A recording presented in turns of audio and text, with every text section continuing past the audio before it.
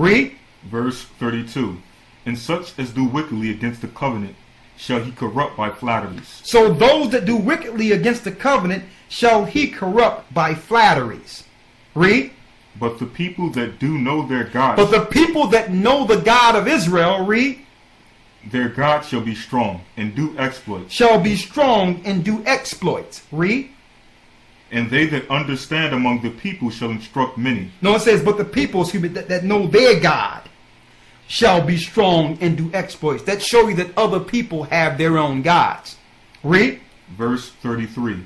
And they that understand among the people shall instruct many. Yet they shall fall by the sword and by flame, by captivity and by spoil many days. It lets you know war is going to be breaking out all over the earth. Now listen to this clearly. Read. Verse 34. Now when they shall fall, they shall be hoping with a little help. They shall be helped with a little help. Read. But many shall cling to them with flatteries. But it's going to be all about talk. So all these nations that are rising up and thinking that it's going to be something at the end of the war, it's just talking right now. Diplomats. Read. Verse 35. And some of them of understanding shall fall, to try them, and to purge, and to make them white, even to the time of the end. So it's going to be people going throughout the earth, baptizing people, making people white. That's Isaiah, the 1st chapter, the 16th to the 18th verse. People are going to start seeing that the Bible is the truth and going to start coming back to Christ and start baptizing themselves. Even the other nations too, while this is going on. Read. Because it is yet for a time appointed, and the king shall do according to his will, and he shall exalt himself and magnify himself above every god. This so-called king shall exalt himself and magnify himself above every god. Look how they was exalting him during his campaign, as if he was the second coming. Oprah Winfrey called him the one. Read. And shall speak marvelous things against the God of gods. And he's going to be speaking against the God of all gods.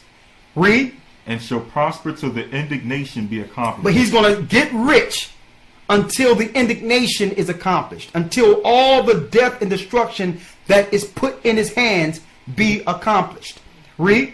For that is determined shall be done. Because everything that's determined that this man must do must get done under his administration. Read. Verse 37. Neither shall he regard the God of his fathers. And it's saying it again. This guy will not regard the God of his fathers, knowing that he's an Israelite. Read. Nor the desire of women. Nor the desire of women. This is also talking about his sexual preference. He's a homosexual. Yes, he got children, but that's all a front. He is a homosexual. All right. He deal with men. That's what he do. Read. Nor regard any God. Nor regard any God. He don't have. How can you be raised a Muslim all your life and just turn Christian? That tell you that he don't regard any God. He won't follow any God to get status and get in a position to do what he do. How can you be raised a Muslim in Kenya and go to school in Indonesia and become a greater Muslim and then come to America and change your faith? Who else is this talking about? Antiochus Epiphanes didn't switch gods. The Romans didn't switch gods. Read. For he shall magnify himself above all. But in his estate shall he honor the God of forces. He shall honor who? But in his estate shall he honor the God of forces. He shall honor the God of forces. Who's the God of forces? The God of forces is Satan himself. We wrestle not with flesh and blood. These forces are all the demons under Satan's rule. That's who Barack Obama worships. Read. And a God whom his fathers knew not shall he honor. And he's dealing with the God that our fathers knew not. His fathers knew not. Yes, his mother is part of the Queen family, but his father was an Israelite. Read. And a God whom his fathers knew not shall he honor with gold and silver and with precious stones and pleasant things. Thus shall he do in the most strongholds with a strange God, whom he shall acknowledge and increase with glory, and he shall cause them to rule over many, and shall divide the land for gain. So he's going to be taking down these lands for gain. That's what's going on right now. And he's taking all the riches of the world, and they're pumping out paper IOUs, but they're storing all the riches for themselves. Read. Verse 40. And at that time of the end shall the king of the south push at him. Listen to this. And the king of the north shall come against him like a whirlwind, with chariots and with horsemen, and with many ships. And he shall enter into the countries, and shall overflow and pass over. He shall enter also into the glorious land. He shall go into Jerusalem also. Remember, he was worshiping in Jerusalem before he was elected. Listen to this clearly. Go ahead. And many countries shall be overthrown, but these shall escape. But these shall escape. Look at the nation that's going to be escaped. That's not going to be harmed. Read. Out of his hand. Even Edom. Even who? Even Edom. Even Edom. And Moab. And Moab. And the chief children of Ammon. But these shall escape out of his hand. So these are the nations that's going to survive this. Read. Verse 42. Edom is the so-called white man, or the European powers that rule. You got Moab, which is primarily the Palestinians, and you got Ammon, which are the Jordanians. Read. Verse 42. He shall stretch forth his hand also upon the countries. What countries will he stretch his hand towards to fight against?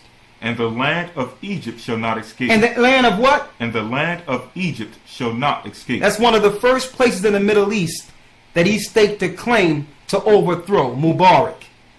Read. Verse 43. But he shall have power over the treasures of gold and of silver. So they went there to rob Egypt. That's what they really went there for. Notice as soon as they went there, they seized Mubarak's bank account. They seized all the powers and the finances of Mubarak. So all the jewels and the gold and silver that he owned in Egypt now belongs to the New World Order. Read. And over all the precious things of Egypt and the Libyans. And where? And the Libyans. Where is he now? And the Libyans. Where is he? And the Libyans. Now they're warring against Libya. Coincidence, folks? That's how we know it's Barack Obama. After Egypt came Libya. This has not happened any other place, any other time in history. What's next? And the Ethiopians. And the what? And the Ethiopians. Down there in Somalia and in Yemen and parts of Ethiopia.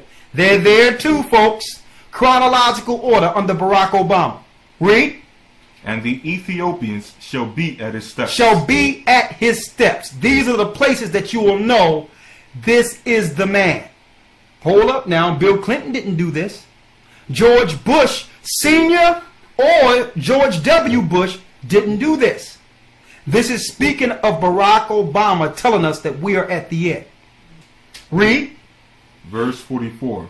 But the tidings out of the east and out of the north. Out of the what? But tidings out of the east. Out of the east. And out of the north. And out of the north. When you look at the northern geographic, you're talking about Russia. You're talking about China. Read. But tidings out of the east and out of the north shall trouble him. Shall do what? Shall trouble him. The north country from where these scriptures are talking about is talking about Russia and China. They're going to trouble the New World Order.